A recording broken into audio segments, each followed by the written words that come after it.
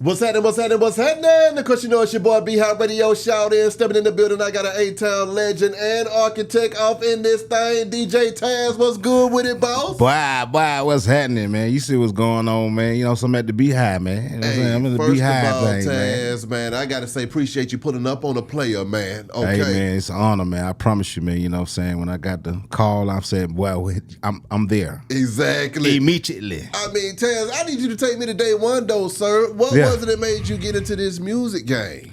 Well, my father and my uncles, and I'll just say it's in the bloodline. Mm-hmm. And my grandmother, she used to actually go around to like clubs back in the day, which was big, and sang live on the radio back then. But she passed that on to her sons. Okay. Which my father and my uncles and them, you know, saying they had a group called Shalom Gospel Singers. Okay. I had to trail them around.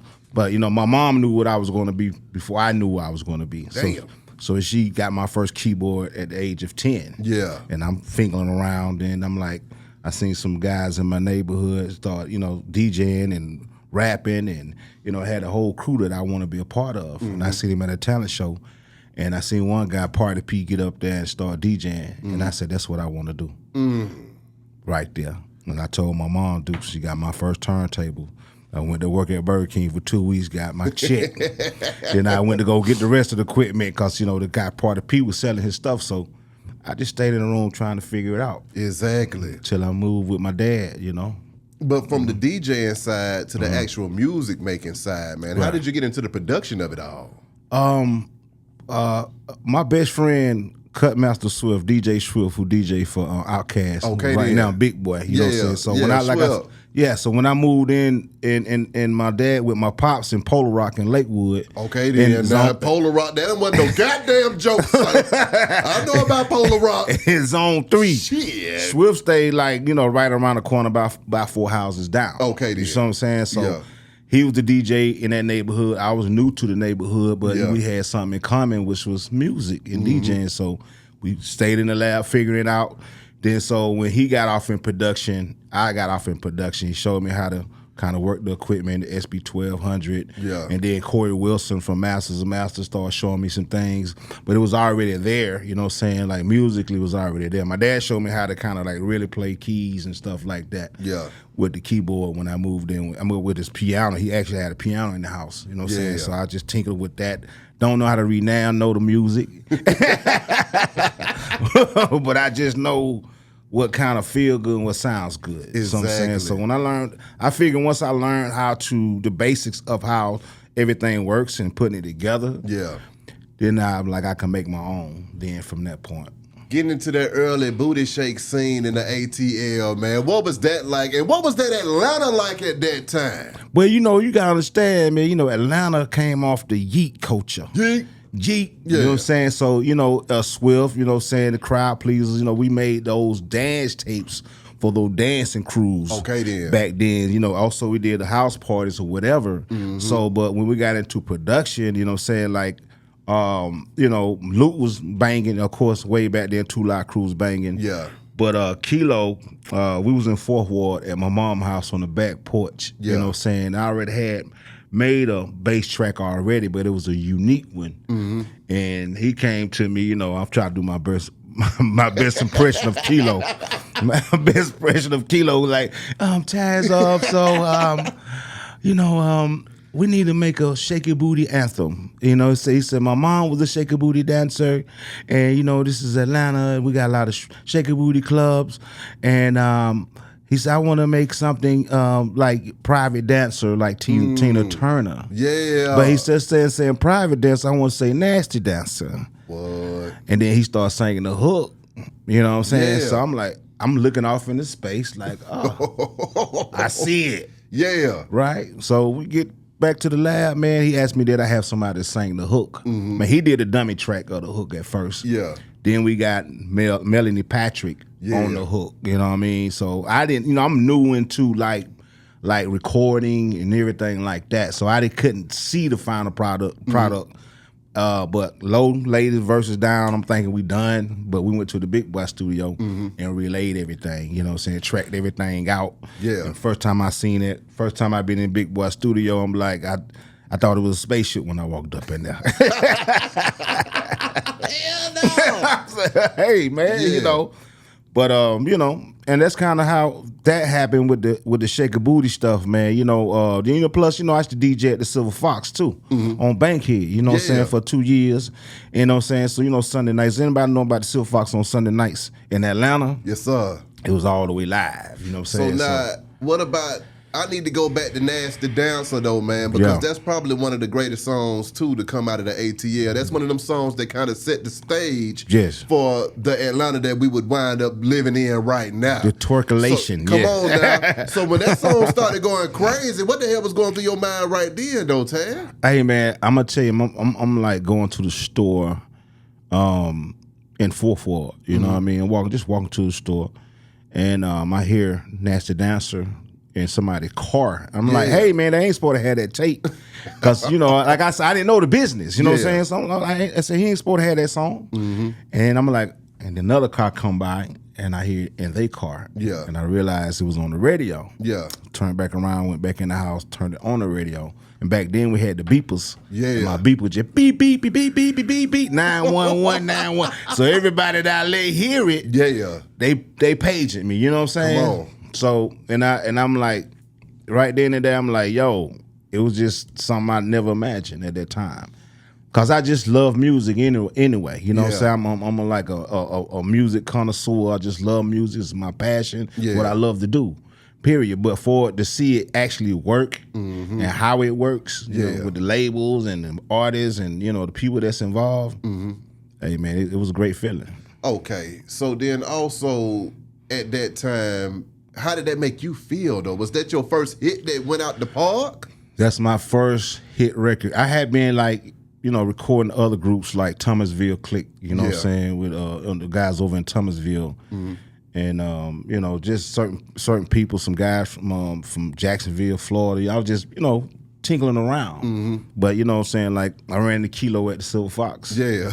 You know what I'm saying? Over there with Q-Ball and Chevy them over there, right? So, you know, we linked up and we just started vibing, and he said he needed beats.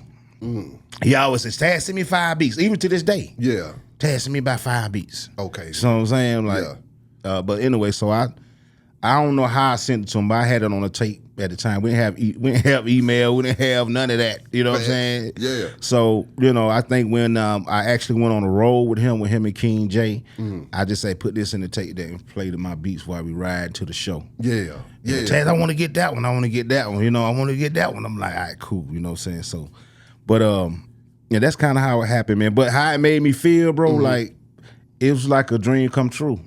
Yeah. But then you look up and Ray Shrimmer, they got to turn around and replay that thing they damn self All and bring over. it back into 2023 in here, man. What you saying? When you look up and you realize that your music then stood the test of time. That part. Come on, man, because everybody ain't getting sampled. Okay, there's a lot of stuff that got dropped that's still sitting right back there in that time zone. And let me say this too, man, like, the song still hasn't died, bro. Exactly. Like, it's still like Nasty Dancer. Right now, you play it at the club. Yeah. Some ass dropping somewhere. You know what I'm saying? Come on. So, but yeah, when they kind of emailed me, you know, it was during COVID. Before COVID hit. Yeah. They emailed me and it was like who the publishers on this song, the writers to this song. Yeah. How much do you control of this song, this, that, and the other. So we started negotiating from that point. Okay, then. You know what I'm saying? Okay, so when COVID was over with, you know what I'm saying, I'm like, okay, cool. I kind of forgot about it. And I seen in my email again, they still reaching out trying to get it cleared. So I'm like, okay. I said, how much y'all talking about? How much you talking about? You know what I mean? So I reached out to Kilo and you know, Black Dave, he on the first verse, and you know what I'm saying, made sure we all came in agreement of what we're gonna do, how we're gonna do it. So I kind of you know what I'm saying, navigated the deal. Yeah. You know what I'm saying? So, you know, everybody get their bread, boom, boom, boom. So I wasn't selfish on that part. Yeah. Even though I made the beat. Come on now. But, you know, all collectively, we all made the song. Exactly. You know now that's how that go. I mean, right. College Park, though, man, you hook up with Smurf for the girls, man. I mean, another one of my favorites of all time, because see, these songs take me back to my childhood, man, but I was just getting the ear ready to hear, and I was like, okay, this shit is jamming. Yes, sir. I knew what a hit was, and see, also, those songs give you a feeling. See, right. A hit record is kind of like finding a new house to live in. That part. When you hear it or when you walk in it, you know that's the one. You see what I'm saying? It do something to you. Yeah. When I heard you and Smurf go crazy on that Girls, that was another one of them ones. Yeah. How the hell did that come about? Smurf actually hit me up. You know, this is coming off of the That's Right space. And it was Nasty Dancer, then That's Right space. That's right. You know what I'm saying? Yeah. So he hit me up, and he was with Itchabun at the time. He said, come over. And I heard it. I think I wrote that verse right there on the spot. Or did I? Or maybe I didn't. I can't remember. But I had it memorized before then. I don't think I wrote it on the spot. I did it before I got there. I memorized it, and I got there and I laid it down. And I just went on and kept on going. I didn't know how it was gonna come. You know what I'm saying? Like I said, I didn't know how the music industry was working. Yeah. Until somebody said, they played, you on that first verse on that Smurf song? Yeah.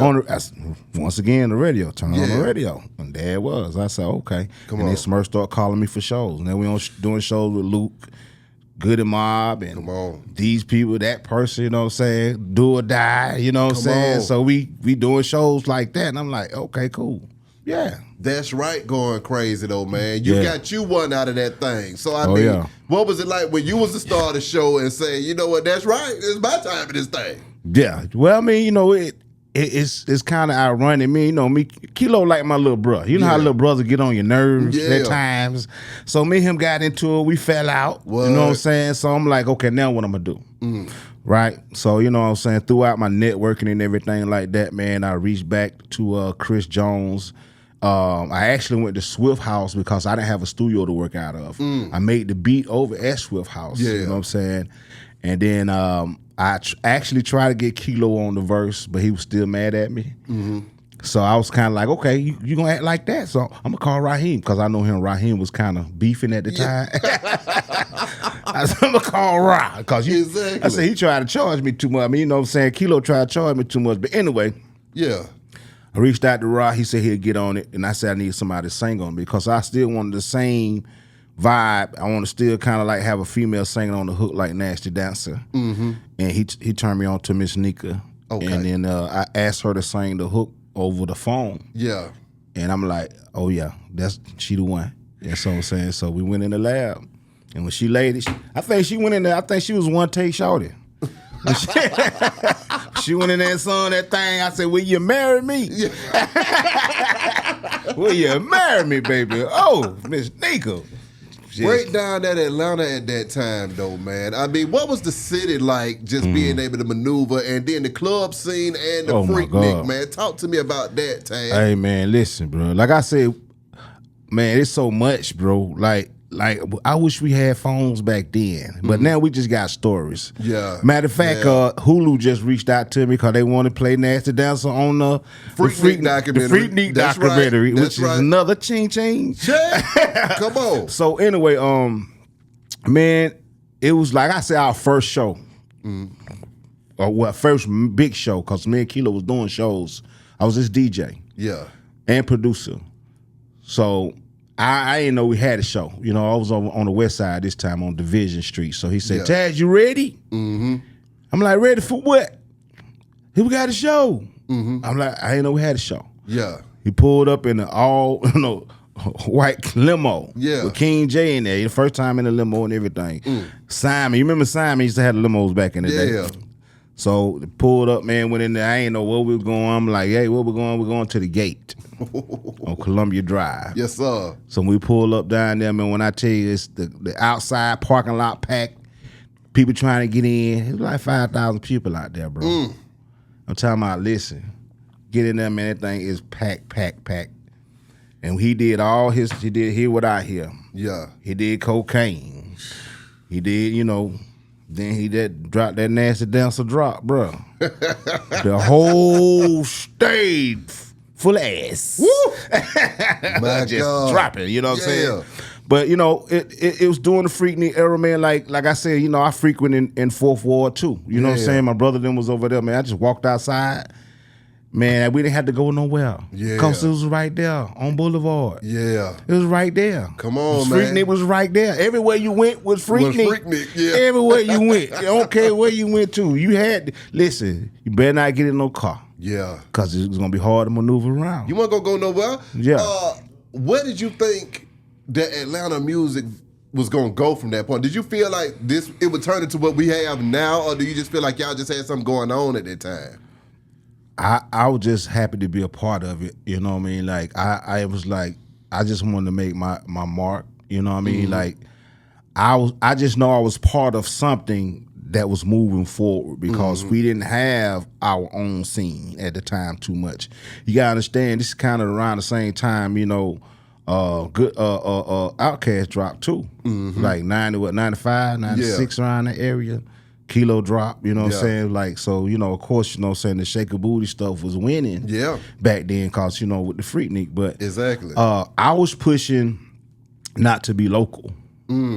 So I'm saying I was pushing not to be local. I was pushing to do worldwide. Yeah. Be worldwide, you know what I'm saying? And think worldwide when I do my production, do my music. Yeah. And I was trying to get Kilo to think the same way at times. Kilo, on long he had some ass shaking. He can do his thing. He cool. Yeah. So I'm like, yo, you know what I'm saying? So, you know, when my opportunity came with That's Right, you know, that's what I did, you know, with my stuff, you know what I mean? So to go back to that whole era, man, like I was pushing forward to push, you know, the music I'm producing and when I became an artist to be worldwide, you know what I'm saying? Because I had a chip on my shoulder too. Come on. You know what I'm saying? Like, yo, we more than local. Too. Yeah. You know what I'm saying? So when Outkast them and when Dre said what he said, you know what I'm saying, at the Source Awards, I'm like, yeah, it's time. See that? You know what I'm saying? Also, when you look up and you realize that, you know what, y'all making music that's fun. That part. Okay, how about that? You ain't killing nobody, you ain't hurting nobody. No. You're keeping the party going, man. No. How did that make you feel, being able to contribute to the party atmosphere in the community at the same time without ruining nobody's life? We took pride in that, man, because whatever we did in the streets, we kept it in the streets, man. We kept it away. We didn't want to tell on ourselves in the music, you know what I'm saying? Then we were trying to get away from that anyway. Come on. And niggas getting locked up, you know what I'm saying? And getting shot at and you getting shootouts and, you know what I'm saying? So, like, you wanted to get away from that, bro. That's what I'm saying? So, when, you know, and I did music and I DJed to see people have a good time. And that's what I took joy in, seeing other people having fun off me producing or me making music that they can have fun too. Yeah. And that's what it was, you know what I'm saying? Because you got to understand, like, we came off the Yeek space. Yeah. That wasn't nothing but fun. Come on, the talent shows were nothing but fun.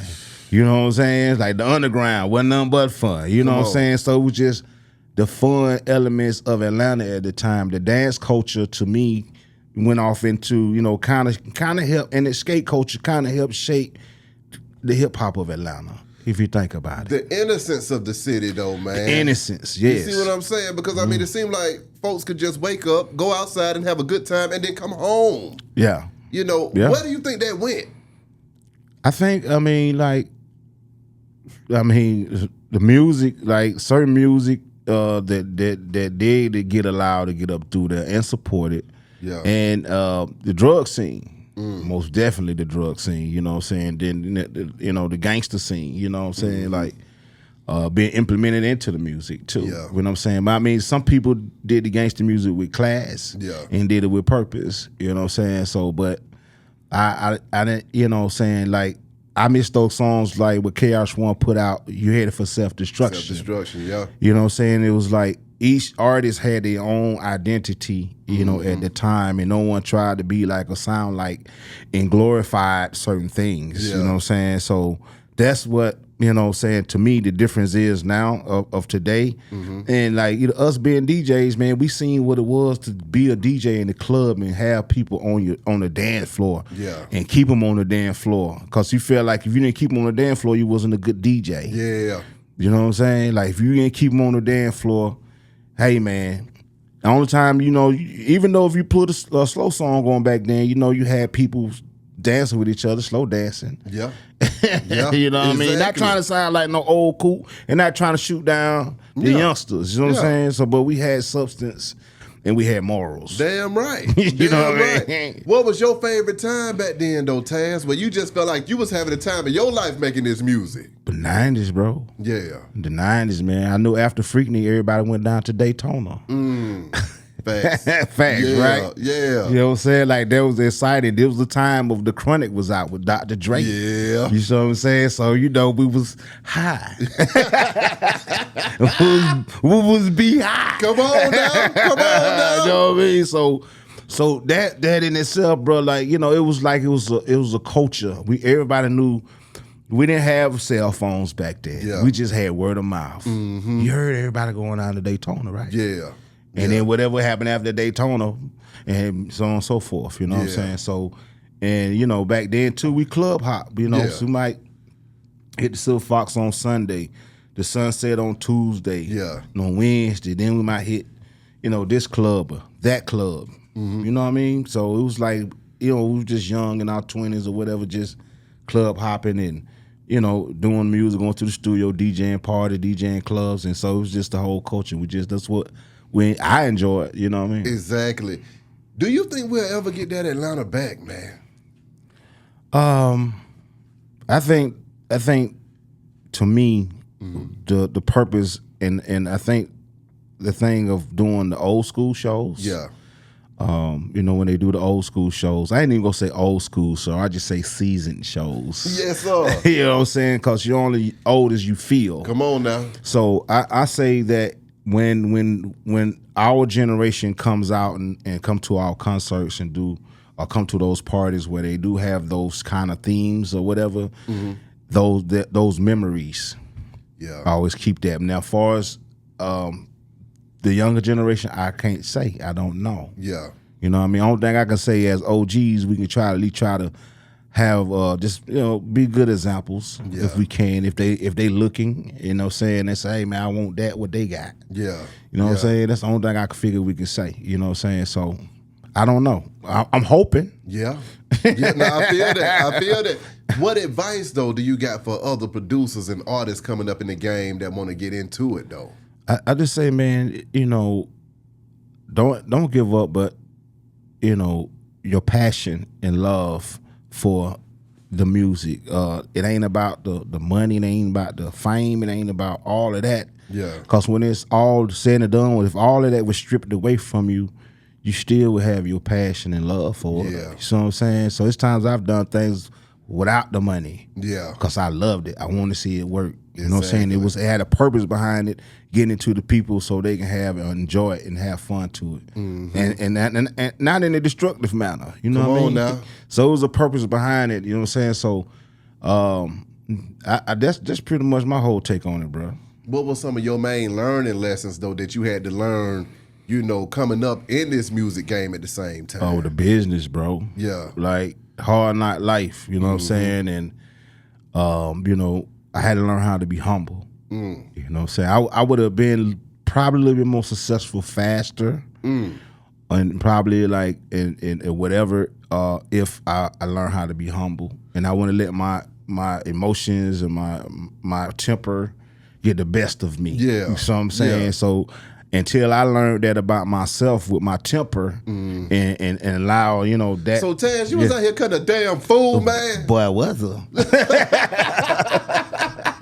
Why were you cutting up so bad?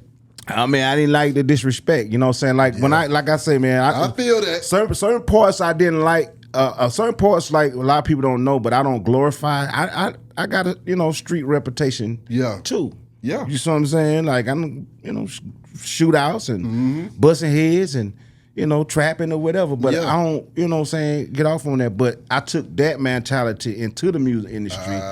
And so I didn't learn how to be political with it. Yeah. I had to learn how to be, I had to like learn how to be approachable. That's right. So I'm saying I had to learn that, like, man, fake ass, with all this flu gaze, you know what I'm saying? I was on that. Yeah. You know what I'm saying? Then I'm like, that's not business. People ain't gonna want to do business with you. This, that, and the other. So, and then I find myself behind the back and forth in jail for this and for that. You know what I'm saying? I'm like, now my other partner, I look up Swift on a tour with Outkast. They all over the world. Yeah. And I'm like, shit. yeah. You know what I'm saying? But we still buddies to this day. So, you know, saying they, you know, he knew about my past, but, you know, it was an ongoing working process for myself. What was going through your mind when you were getting locked up and you realized, and you got hits and stuff out here, man? When I got locked up, I said I fucked up. When I got locked up, I said I fucked up. Damn. And I'm like, but that's when I learned how to start, you know what I'm saying, become a little bit more humble. Then the OGs say, man, you gotta learn how to be humble. Yeah. You know what I'm saying? Learn how to be humble. Then as I started learning the music industry, I understood why this happened, this, that, and other. But then I said, I'm not gonna still have a no nonsense, not let nobody screw over me. Yeah. But I'm gonna do it in the manner of business, you know what I'm saying, and make sure that paperwork right, you know what I mean, and all that type of stuff, and make sure I got a good solid team around me, you know what I'm saying, so we can't mess up the bag. Exactly. Create a process though, man. When you were going to that studio creating them damn hits, Taz, how the hell were you coming up with that shit? I always tell people come something bigger than me, bro.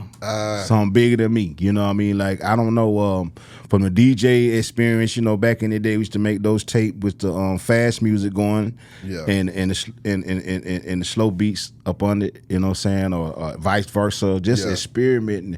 And we took pride in being creative and being different. So, you know, at times when you get an idea, you go in the lab and see if you can conquer it up. But sometimes you go in there for one thing, it might come out with something else. You know what I'm saying? But I always say when it comes to the creative process, the heart don't lie, bro. Yeah. The heart ain't gonna lie. Whatever emotion it is you put into your music is not gonna lie. You know what I'm saying? Yeah. 50 years of hip-hop, man. What do you feel like the Atlanta booty shake scene contributed to hip-hop overall in this thing, man? A lot.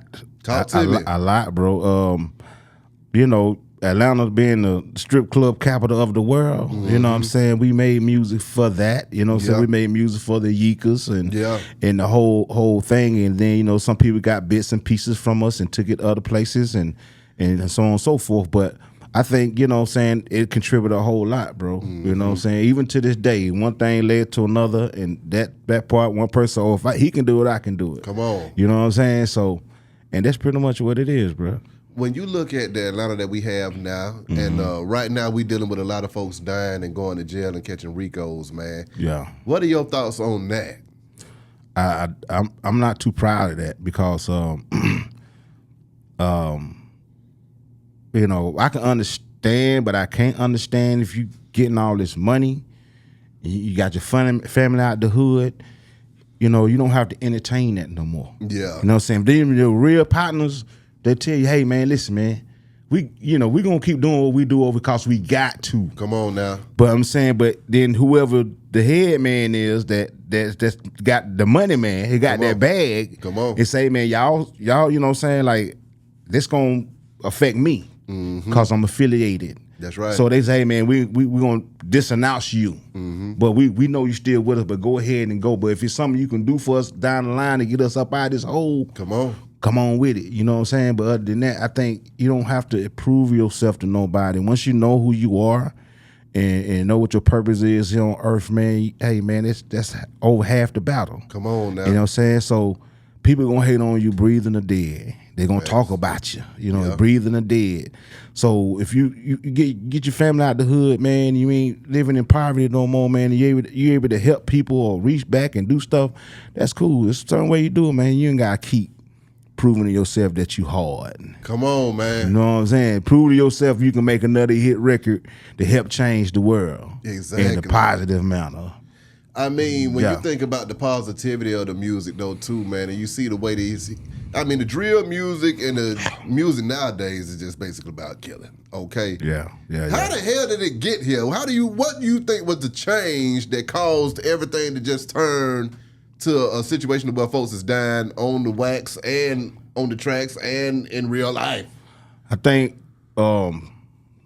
gang. Yeah. I think they say, okay, I'll show you I'm real. I'm gonna put it in the music, but I don't think it would have gotten the legs that it have. It wasn't some for the big corporations, the record labels and stuff pushing the objectives, because at the end of the day, they have something to do with the prison system too, right? Yeah, you know what I'm saying? They those that own the record companies, I think some of them own the private prison system too. That's right. So they win either way. Now, out of all of the artists that you collaborated with, from the Kids to the Smurfs to the Kilos and everybody else, who are your favorite collaborations, man? Shawty Red. Shawty Red. What up, though, Red? Talk to me. Shawty Red was I think he had to be about 16. Yeah. And I met him through a guy that I was locked up with named JB. And I thought when JB called, I thought that's, he was like, man, Shawty Red gonna come through the house. Yeah. But Shawty Red energy, man, his energy was authentic. You know what I'm saying? I mean, and so like, he showed me he knew how to play the keys. Yeah. And I looked at him as he was a younger version of me. His interest and his passion and love for the music. Yeah. So I showed him, he asked me how to arrange the music. I showed him how to arrange it. I showed him how to put it in a song format and everything, this, that, and other. And he wanted to sign to me. And I wrote him his first check. My God. $500. Like, here you go. I said, from now on, you get paid for what you do. Exactly. So me and him did a beat together.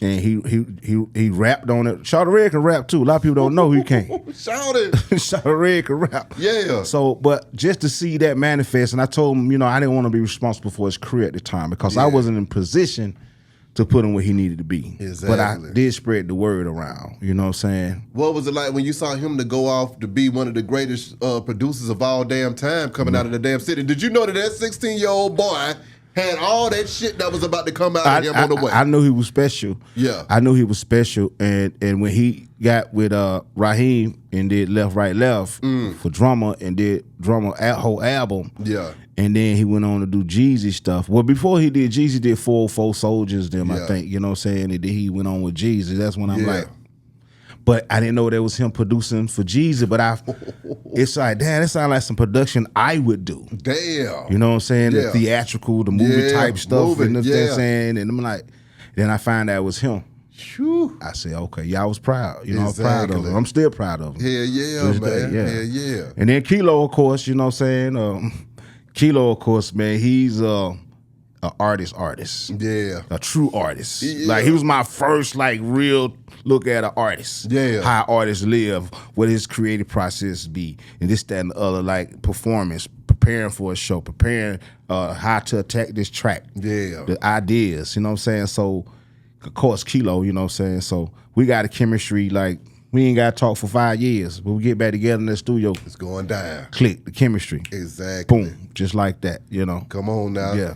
When you think about just the energy in Atlanta, though, what do you think it was about the people in Atlanta that allowed the city to flourish like it did? Man, just to me, it was just seeing another black man getting his. Yeah. On a positive note, too. Yeah. But, saying, even, some of the street guys, they wasn't all rah, rah, rah. Yeah. You see what I'm saying? They were like, they was approachable. Yeah. You know what I'm saying? So it was like, but a lot of those cats too came, like I say, from the dance culture. Yeah. Too, of Atlanta. They came from the yeet culture. They came from the skate rink culture. Yeah. You know what I'm saying? And the breakdance came or whatever. But the yeet culture was, and the skate culture was kind of like Atlanta. You know what I mean? Exactly.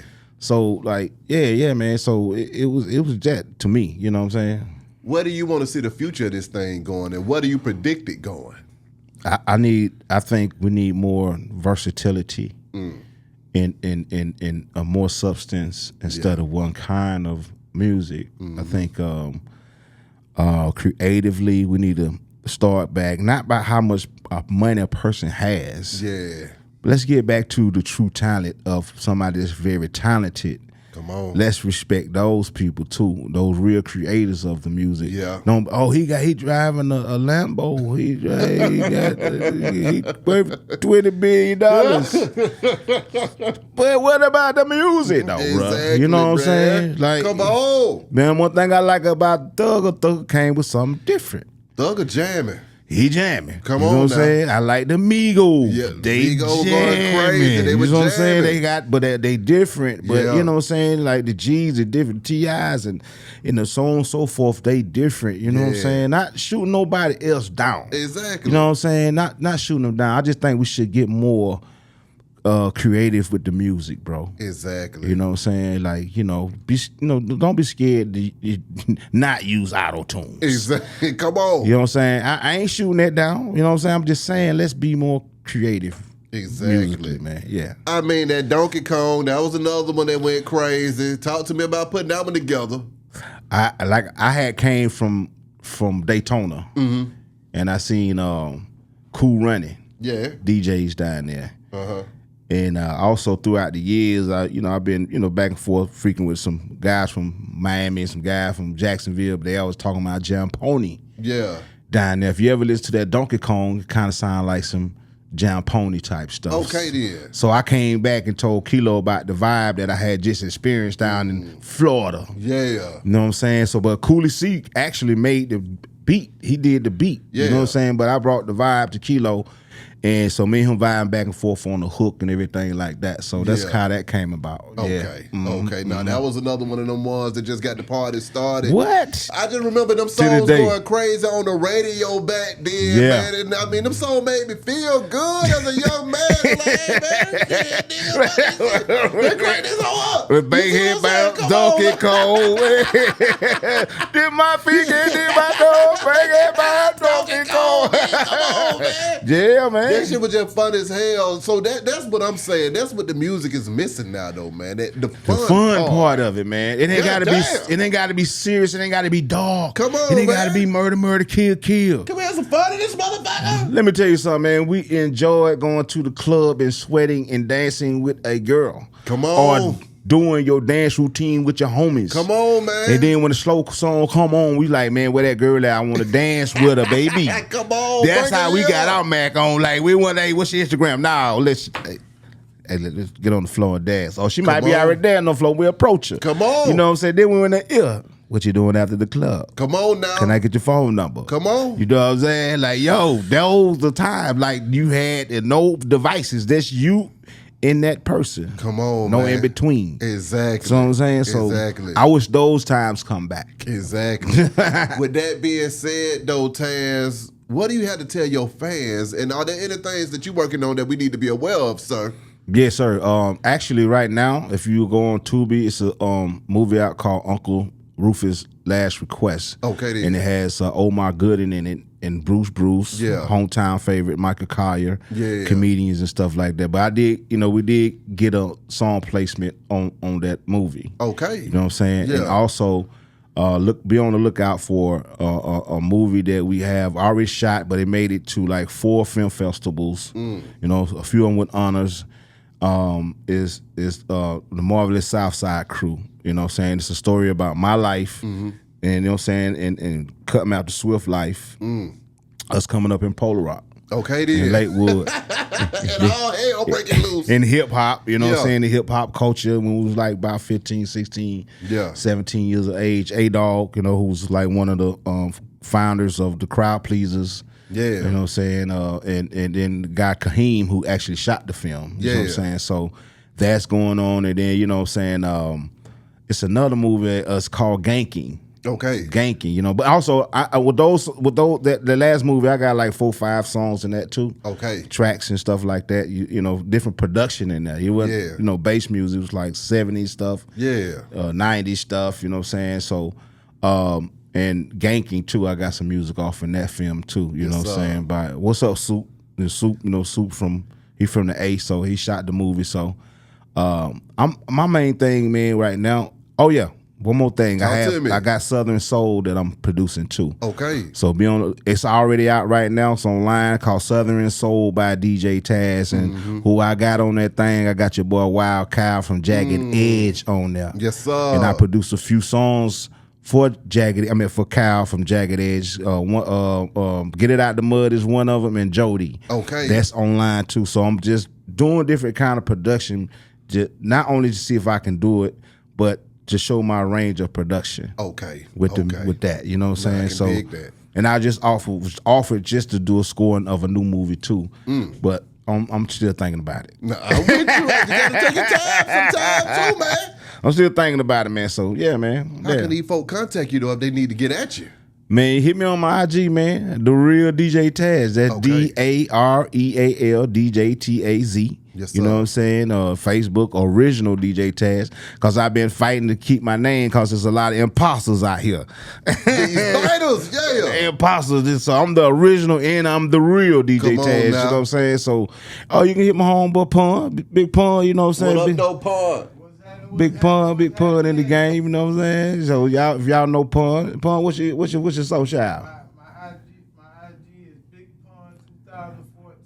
Big Pun 2014. Yeah, in the bookings, anybody want some tracks, you know what I'm saying? We still selling them, you know what I'm saying? And I ain't gonna say they cheap, but you know what I'm saying? You know what I'm saying? So, and we still doing shows out here too, man. We still doing festivals and stuff like that. So we still out here active, man. I can dig it with Taz. Yeah. Appreciate you coming through this thing, boss. Wish you nothing but the best and much success. Hi, baby. B High Radio Show, DJ Taz. Holla at y'all in a minute, man. Yeah. We go.